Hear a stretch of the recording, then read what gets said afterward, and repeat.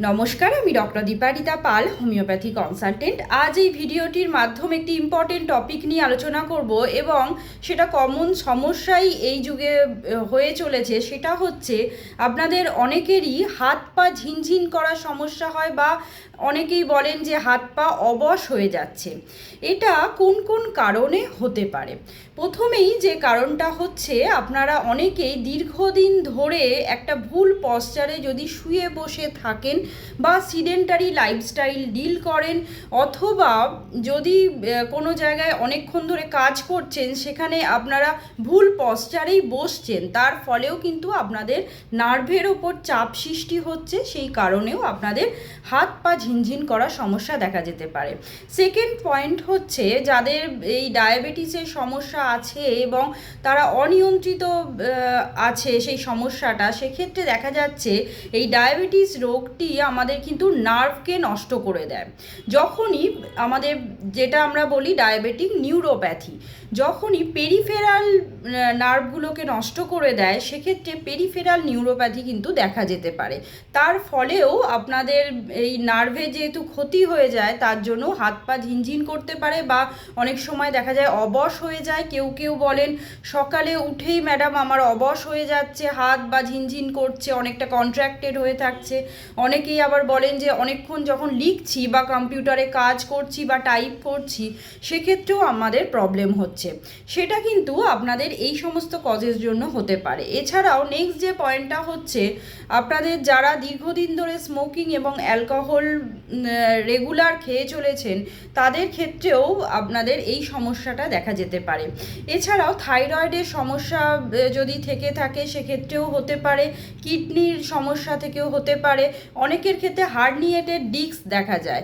সেক্ষেত্রে দেখা যাচ্ছে ডিস্কগুলো যখন বালজিং হচ্ছে, আমাদের নার্ভের ওপর একটা প্রেশার সৃষ্টি করছে। তার ফলেও কিন্তু আপনাদের এই হাত আর পা ঝিনঝিন করতে পারে।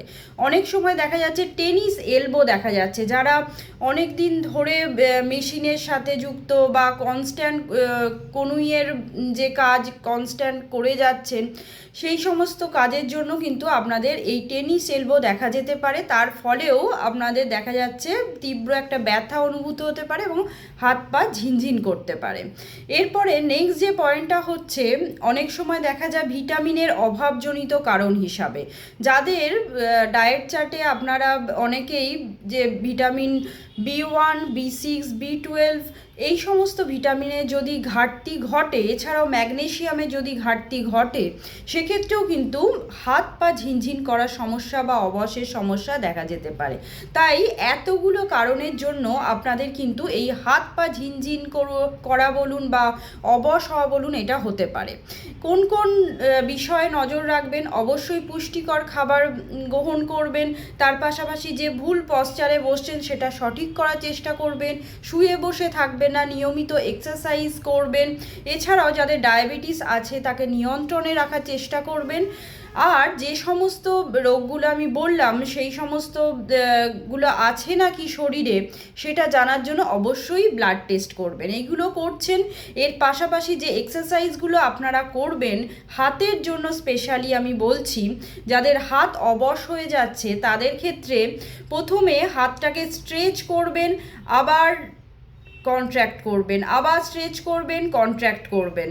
তারপর আরেকটা যে আছে সেটা হচ্ছে আপনাদের আপার পোর্শনকে কন্ট্র্যাক্ট করতে হবে, আবার রিল্যাক্স করে দেবেন, আবার কন্ট্র্যাক্ট করছেন, আবার রিল্যাক্স করছেন। এইভাবে আপনারা ব্যায়ামগুলো করতে থাকবেন। নেক্সট যে ব্যায়ামটা আমি দেখাবো, যাদের এই হাত অবশ হয়ে যাচ্ছে তাদের এই যে থামটার সঙ্গে এই এন্ড থেকে একদম আপারে নিয়ে যাচ্ছেন, আবার নেক্সট যে ফিঙ্গারটা নিয়ে যাচ্ছেন, এইভাবে কনস্ট্যান্ট সমস্ত আঙুলগুলোতে এইভাবে করবেন।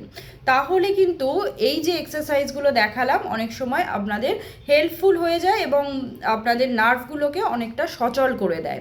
এছাড়াও মেডিকেল স্টোরে আপনার যে স্পঞ্জ বল পাওয়া যায়, সেটাও কিনে আপনারা এক্সারসাইজ করতে পারেন। সেই স্পঞ্জ বলটা নিয়ে রেগুলার প্রেস করে করে আপনারা এক্সারসাইজ করলেন। এক্ষেত্রে মাসেলের স্ট্রেংথ যেমন বাড়বে, তার পাশাপাশি কিন্তু নার্ভগুলোও অনেক সময় দেখা যাচ্ছে যে কন্ট্রাক্ট হয়ে যাচ্ছে বা ফাংশন লস করছে, সেটাও আবার ফিরে পাবেন। নমস্কার, সবাই ভালো থাকবেন এবং সুস্থ থাকবেন। আশা করি ভিডিওটি হেল্পফুল হবে।